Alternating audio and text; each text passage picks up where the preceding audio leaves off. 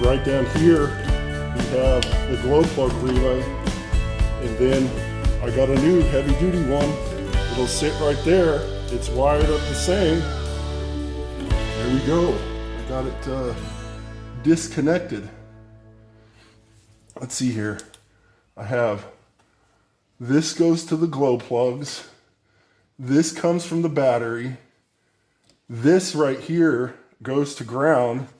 And then this goes to the switch that I have in the dash, which traditionally you're supposed to put a switch on the ground side of a relay, because having it on the positive side of the relay, if the switch sticks, then it could actually cause a fire. But if you read on the forums, it mentions that you can put the switch on the positive side, since this is the low current activation for the relay, so that your glow plug light will continue to operate. So we'll go ahead and disconnect these guys and take out the old relay, and then we'll put in this new guy. It's probably worth 10 or 12 foot-pounds of torque, easy. Well, the switch comes off,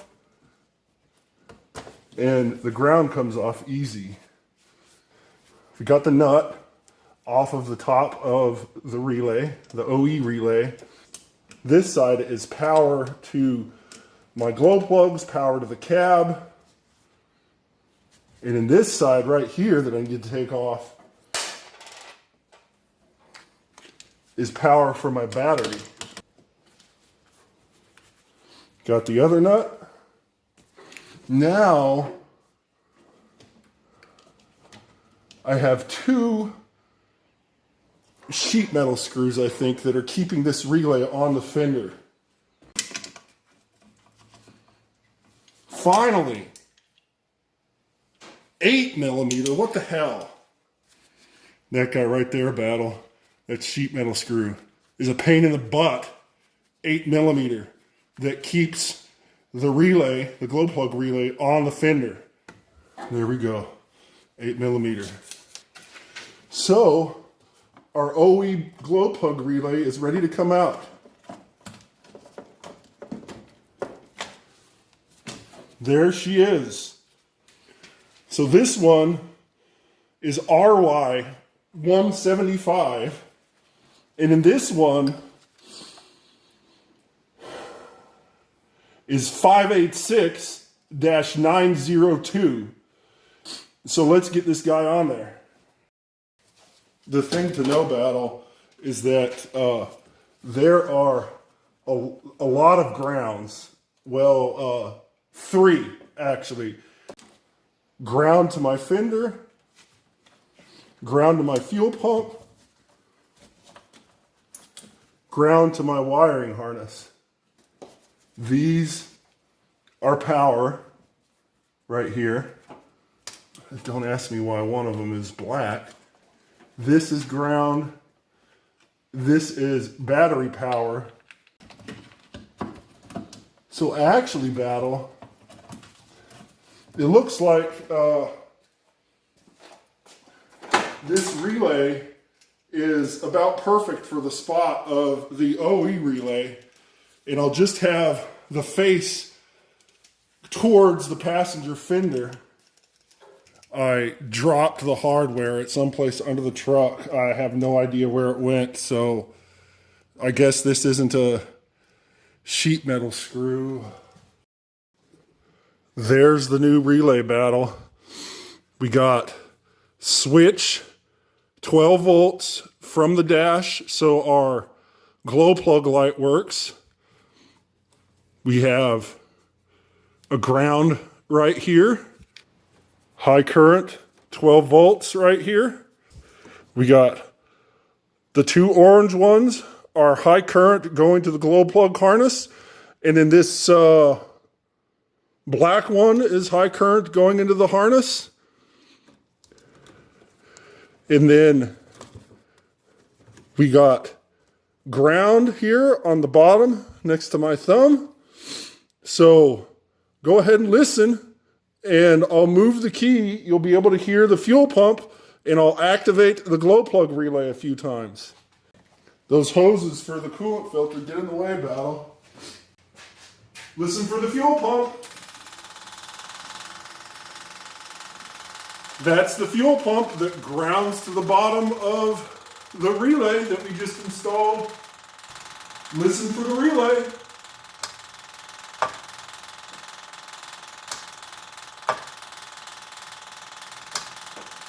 So anyways, we got it in there.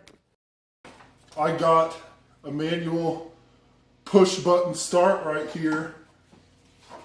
And I got a 5/8 wrench.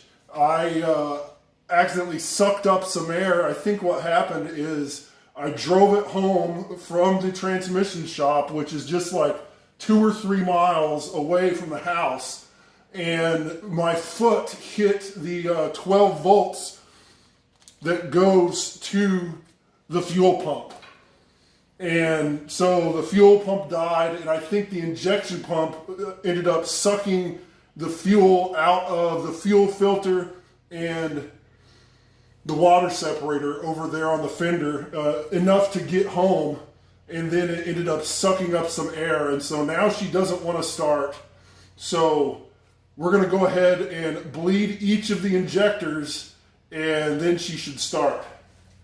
So I can loosen up number 1 right here, and here we go.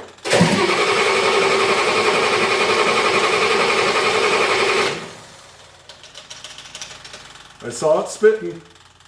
Just be patient, old 64. So let's go ahead and loosen number 2. I haven't given her hardly any glow plug, Battle. All we did was test the glow plug relay. Let's go ahead and bleed number 2.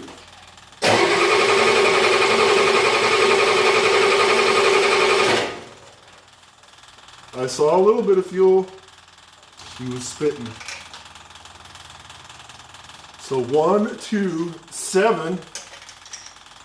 So I think probably I'm the only guy that owns one of these IDI trucks that can reach the number 7 injector with his feet flat on the floor in front of the truck. But that's okay. She's rattling away, Battle. There's fuel in our water separator. Well, we know there's at least fuel in the fuel filter because these injectors are spitting. Let's go ahead and bleed number 7, Battle.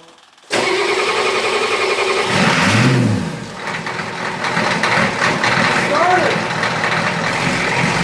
Just in case we don't want her to run away, Battle. She's stinking. See the fuel. 1, 2, 7, 3, 4, 5, 6, 8.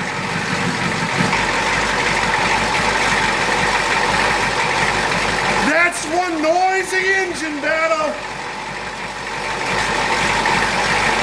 I'll go ahead and pull her on out, Battle. It's getting stinky in here.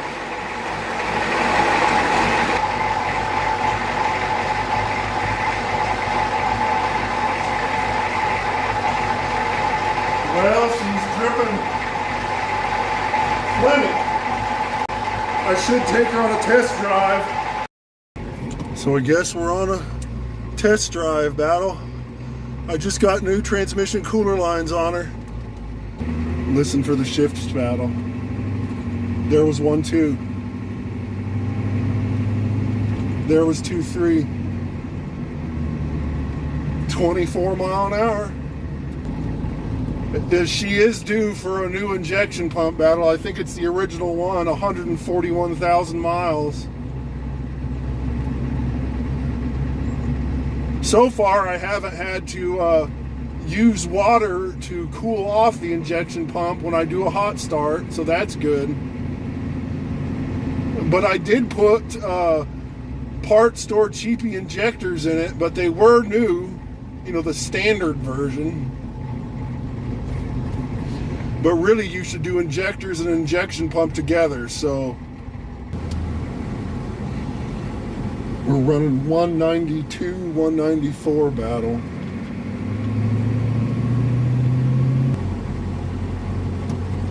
Creeping up towards 198, 200 battle. And we're sitting at the stoplight. Now she's dropping again. These diesels run hotter than a gasoline engine. She rides like an old farm truck. That's okay. Hey, here's an old Lincoln. I think that Lincoln was a 77 or 78, older than my Bullnose truck. We'll see when we get back to the stable. I might have to give you a shot of the pan that sits underneath the Bullnose truck, because there is a lot of coolant in that pan. I don't know, Battle, maybe I'm just not used to a diesel engine. It just seems that she doesn't idle very smoothly.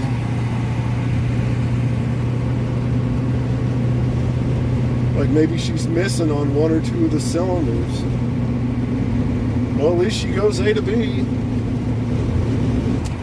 Oh, that's a car show.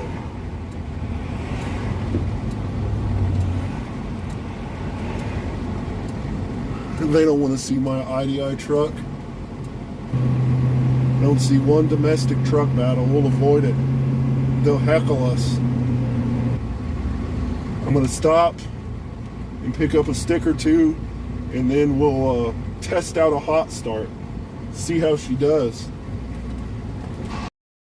Here's the pan that I leave underneath my Bullnose truck. You can see that there's plenty of coolant and plenty of oil in the pan. There's also a little bit of transmission fluid there, which I haven't cleaned this pan since before I had those transmission cooler lines put on my truck. I read that back in the day, there was a tech service bulletin that told technicians to re-torque the head gaskets on these IDI trucks, which I should probably do the same. Or maybe I should just go ahead and get some head studs and a turbo kit and install the whole shebang, and then she'll be really cooking. Thanks for helping me take that old glow plug relay off. In the next video, we might go ahead and test the glow plugs, because she had trouble starting cold today, which I was sort of surprised at. Make sure you check out one of these other videos that I did on my Bullnose truck in the past, and I'll see you next time, Battle.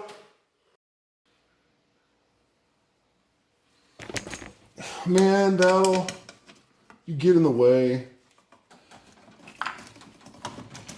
And things get in the way.